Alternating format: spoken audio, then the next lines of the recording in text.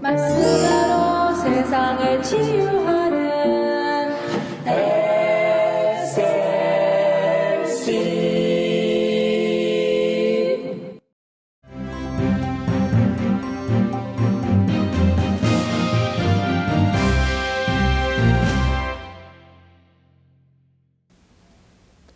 여러분 안녕하십니까?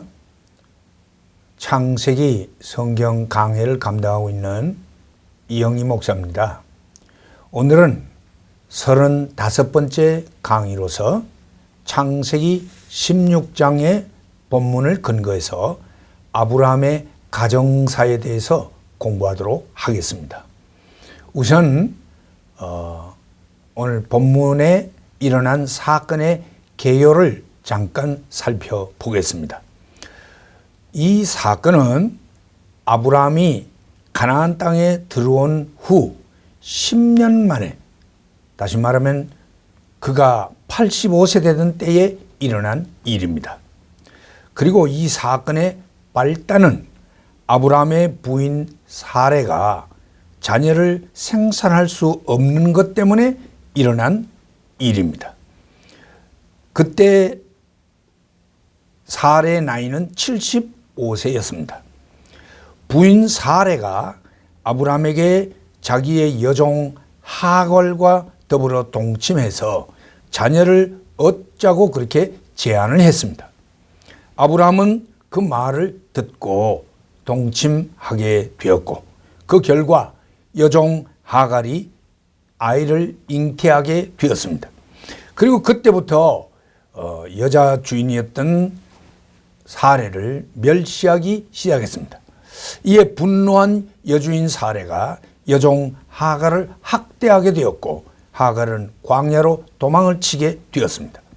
여호와의 사자, 곧 구약에 나타나는 성자 예수님이 그 여주인 사레에게 돌아가 그 수하에 복종할 것을 명하시면서 하갈의 아들 이스마엘의 출생과 그 후손들이 어떻게 될 것인가를 예고하시는 그런 내용이 나타나고 있고, 이에 하갈이 돌아가 이스마엘을 낳게 되는 이런 것이 여기 나타난 사건의 전 줄거리가 되겠습니다. 아브라함이 여종 하갈을 취하여 동침함으로 자식을 낳게 되는, 그래서 일어나게 되는 이 가정사회의 이 사건이 어떤 의미를 가지는 것인가?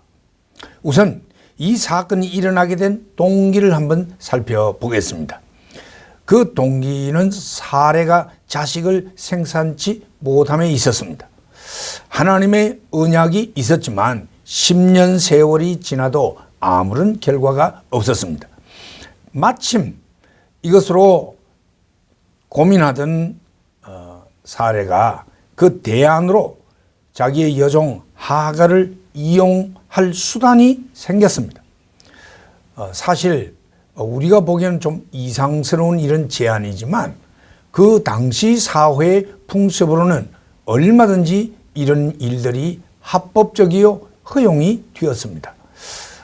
여주인에게 여종은 완전히 노예로서 절대적인 그런 소속을 하고 있어서 마치 물건같이 취급이 되었습니다. 그러므로 그 여종의 생사 여탈이 모두가 다 여주인에게 있었기 때문에 그 여종을 통해서 자식을 얻는 일은 아무 일도 아니었습니다. 그러나 이 동기는 결코 신앙적이지 않았습니다. 오히려 그 시행된 결과는 더욱 불행스러운 그런 일로 나타나고 있습니다. 아브라함 부부는 하나님의 약속을 더 이상 참고 인내하지를 못했습니다. 그리고 기다릴 수가 없는 그런 아주 조급함을 가지고 있었습니다. 기다리고 인내한다는 것은 중요한 믿음의 척도가 되는 것입니다. 예레미야 애가서 3장 26절 이하에 보니 내 심령에 이르기를 여호와는 나의 기업이시니 그러므로 내가 저를 바라리라 하도다. 무릇 기다리는 자에게나 구하는 영혼에게 여호와께서 선을 베푸시는도다. 사람이 여호와의 구원을 바라고 잠잠히 기다림이 좋도다. 이렇게 말씀하고 있습니다. 하나님은 언제나 사람의 원하는 때가 아닌 하나님의 때에 그의 약속을 성취하시는 것입니다. 그러므로 우리는 하나님의 때가 될 때까지 잘 기다려야 하는 것입니다. 그것이 바로 믿음인 것입니다.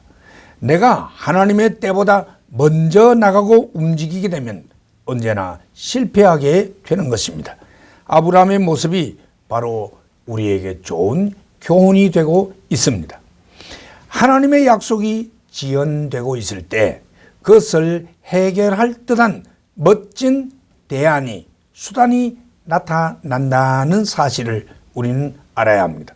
사례의 입장과 현실에서 여종 하갈을 통해서 자식 얻을 생각은 매우 현실적이고 타당성 있는 현명한 대안을 생각해냈다고 할 수 있을 것입니다. 그러나 그것은 사람의 생각이지 결코 하나님의 생각이 아닙니다. 아브라함은 결국 이 그럴듯한 사람의 생각을 대안으로 받아들여 신본주의가 아닌 인본주의적인 생각을 따라가게 되었다는 것입니다. 여러분, 우리는 출애굽기에 모세가 호렙산에 하나님께 율법 말씀을 받기 위해 올라간 사이에 그 백성을 지도할 지도자로 대신 세워졌는데 아론이 그 많은 회중들이 와서 욱박 지르면서 이 사람 모세는 어디로 갔는지 우리가 알 수 없도다. 이제 너는 우리를 인도할 하나님을 만들어내라고 협박할 때에 아론은 너희들이 가진 금부치를 다 가져오너라 해가지고는 그 금을 집어넣어서 금송아지를 만들어내놓고 이스라엘아 이것이 너희들을 인도할 하나님이다 라고 제시를 했습니다. 정말 그럴듯한 우상을 만들어낸 것이죠. 그렇습니다. 참 하나님의 신본주의를 따르지 아니하면 언제나 그럴듯한 인간적이고 세상적인 대안이 잘 나타나게 된다는 것입니다. 선지자 요나가 하나님이 니누웨로 가서 말씀을 전하라고 할 때에 그는 그 일을 싫어해서 도망을 쳤습니다. 요나가 도망을 쳐 어디로 내려갔느냐? 저 욥바로 내려갔습니다. 갔더니 마침 다시스로 가는 배가 준비되어 있었다고 했습니다.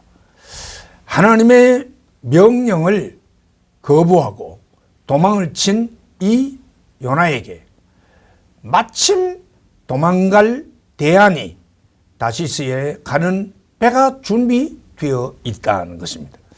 이처럼 우리가 하나님을 열렬하게 믿음으로 따르지 아니하면 다른 문이 열린다는 것입니다. 적절한 다른 대안이 생길 수 있다는 사실을 명심해야 합니다. 앞장 15장에서 하나님은 아브라함에게 언약을 재확인하시고 심지어 횃불 언약을 체결하시기까지 했습니다. 그럼에도 불구하고 아브라함은 믿음으로 굳건히 기다리지를 못하고 인간적인 방법으로 문제를 해결하려고 했습니다. 이것은 아브라함의 믿음이 아직도 견고하지 못함을 보여주는 것입니다. 시련을 제대로 통과하지 못했다는 사실을 의미하는 것입니다. 아브라함의 이 사건이 가져온 결과는 어떠했는가? 다음과 같습니다. 하나님이 뜻하지 않은 자녀가 출생하게 되었습니다. 그것은 하나님이 의도하신 역사가 아닌 다른 역사가 생겨난 것입니다. 원래 하나님이 의도한 역사는 그의 단 하나의 아들인 적손 이삭을 통해서 내려가는 역사입니다.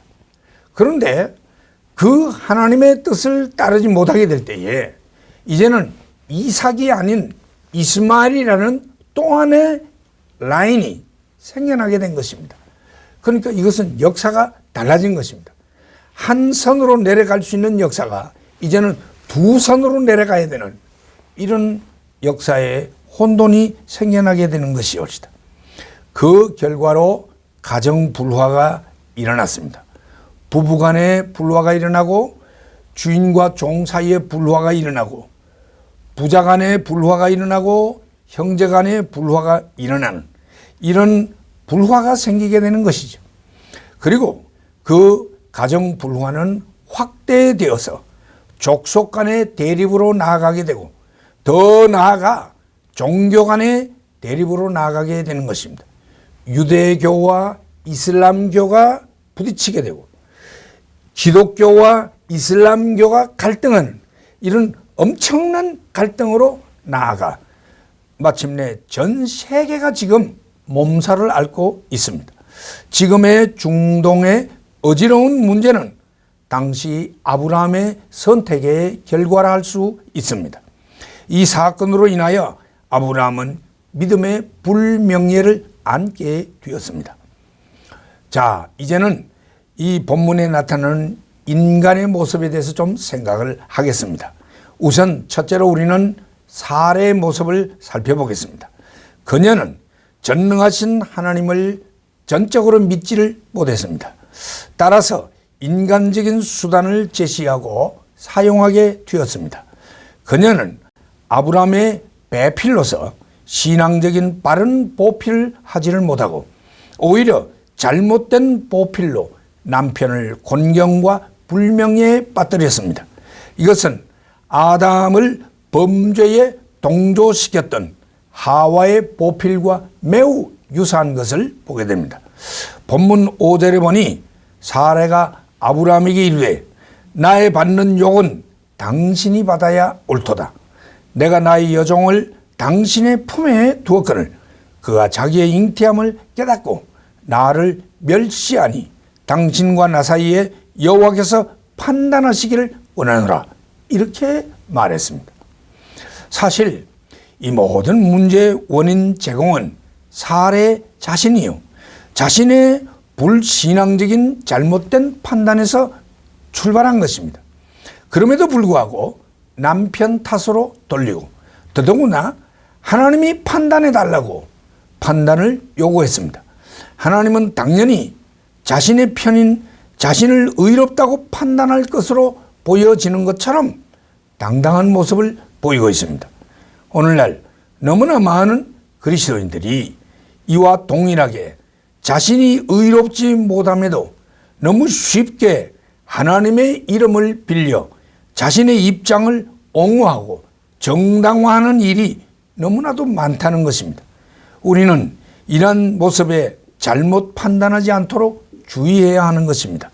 걸핏하면 하나님은 내 편이다. 하나님이 판단해 주실 것이다. 이러면서 자기 정당화로 하나님을 사용하는 이런 일이 없어야 한다는 것입니다. 또 본문 6절에 보니 사레가 하갈을 학대하였더니 하갈이 사레 앞에서 도망하였더라 라고 했습니다. 필요한 때에는 종 하갈을 수단으로 이용을 해놓고 이제는 학대했다고 했습니다. Dealt harshly with her. 아주 혹독하게 대했다는 말이죠. 여종 하갈이 잘못된 점도 분명히 있지만 이러한 아주 혹독하게 대하는 사례의 모습은 하나님 앞에서 결코 의로운 모습이라 할 수가 없습니다. 오늘날의 용어로는 소위 갑질을 하고 있다고 볼 수가 있는 것이지요. 이것은 의롭지 못합니다. 두 번째로 우리는 여종 하갈의 모습을 보게 됩니다. 그녀는 자신의 원래 신분과 분수를 잊어버리고 교만하여 여주인을 멸시했습니다. 4절에 보니까 despised her mistress라는 말씀이 나타납니다. 그녀는 비록 아브라함의 자식을 잉태했지만 자기 스스로의 신분을 잊어버리고 말았습니다. 그녀는 끝까지 자기가 여종이라는 사실을 잊지 말았어야 했습니다. 그리고 여전히 여주인인 사레와 종인 자기와의 엄연한 관계성을 인식하고 있었어야 했습니다. 그것은 9절에 여호와의 사자가 나타나 네 여주인에게로 돌아가 그 수하에 복종하라는 말씀을 통해 더욱 확고한 것으로 보여집니다. 그녀는 더욱 겸손한 모습으로 여주인에게 순종했었어야 옳았습니다. 그리고 여주인에게 교만이 행하는 일이, 멸시하는 일이 결코 있어서는 안 되는 것이었습니다. 그리고 그녀는 주인에게서 도망을 쳤다고 했습니다. 이는 자신의 신분과 지위를 잊어버린 행위였습니다. 도망과 도피는 결코 문제의 해결이 아닙니다. 8절 말씀에 여호와의 사자가 하갈에게 묻기를 네가 어디서 왔으며 어디로 가느냐? 라는 질문은 바로 이것을 지적하고 있는 질문입니다. 원래부터 너는 여종 하갈의 수하에 있는 여주인 하갈의 수하에 있는 종의 신분이 아니냐? 근데 네가 어디로 도망간단 말이냐? 너는 네 원래 신분으로 돌아가라는 말씀이죠. 요나의 그 도피 행각은 참 물고기 뱃속에까지 들어가는 처참한 고생을 낳았던 것을 우리가 보게 됩니다. 도망은 결코 해결이 아닙니다. 이제 우리는 아브라함의 모습을 한번 살펴보겠습니다. 아브라함은 하나님의 언약보다 아내의 말을 더 비중 있게 받아들였습니다. 이 모습은 하와의 말을 따른 아담의 모습을 연상시킵니다. 남편은 가정의 머리로서 비록 조력자인 아내의 보필하는 말이라 할지라도 잘 판단하고 가려서 듣고 받아들여야 하는 것입니다. 아내의 불신앙적인 말을 잘못 따르게 되면 많은 수가 있는 것입니다. 아내 사레와 여종 하갈의 갈등 관계와 문제에서 아브라함은 매우 피동적으로 보고만 있었지 가장으로서 주도적으로 문제를 해결하려고 하지 않았습니다.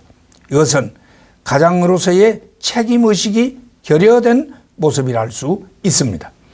더욱이 6절에 보니 그대의 여종은 그대의 수중에 있으니 그대의 눈에 좋은 대로 그에게 행하라 한 것은 그 당시 풍습으로 여종에 대해서 절대적인 권한이 있는 여주인의 입장에 손을 들어준 그 모습은 이해를 할 수가 있긴 하지만 그러나 너무 수동적인 그런 모습인 걸 보게 됩니다.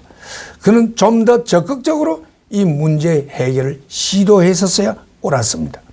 아무튼 그는 믿음에 굳건히 서서 흔들리지 않고 바르게 분별하고 판단하고 처리하는 그런 가장으로서의 모습이 아니라 여인들의 갈등에 휘둘리고 있는 듯한 모습을 보여주고 있습니다. 이상의 사레와 하갈과 아브라함의 모습들을 보면 오늘의 가정사들과 드라마의 사건들과 별로 다를 바가 없다는 모습을 우리는 깨닫게 됩니다. 범죄하여 타락한 인간은 별 수 없이 어찌할 수 없는 추한 인간의 모습을 보일 수밖에 없다는 것입니다. 오직 하나님의 은혜만이 이 모든 추한 것을 덮을 수가 있는 것입니다. 이제는 이스마엘과 그 후손에 대한 예언에 대해서 잠시 생각을 하겠습니다. 본문 10절과 12절에 보니 여호와의 사자가 또 그에게 이르되 내가 네 자손으로 크게 번성하여 그 수가 많아 셀 수 없게 하리라. 네가 잉태하였은즉 아들을 낳으리니 그 이름을 이스마엘이라 하라.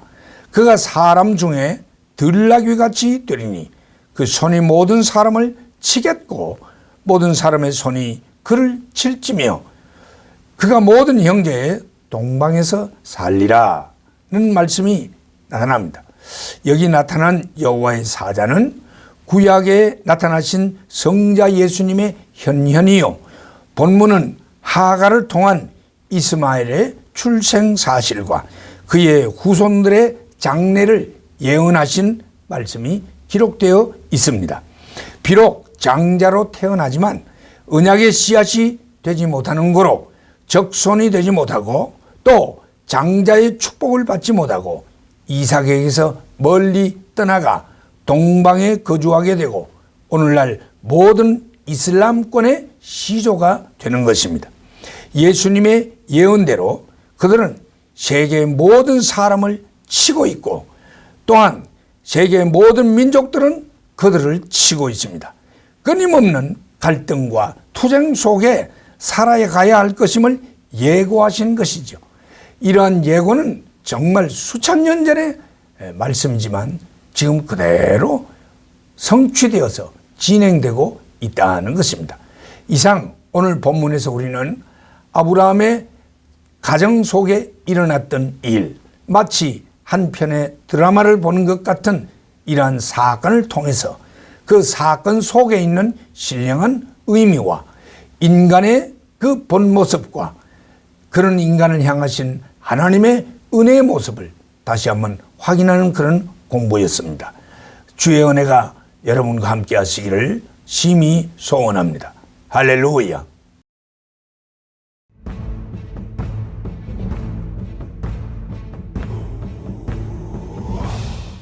말씀으로 세상을 치유하는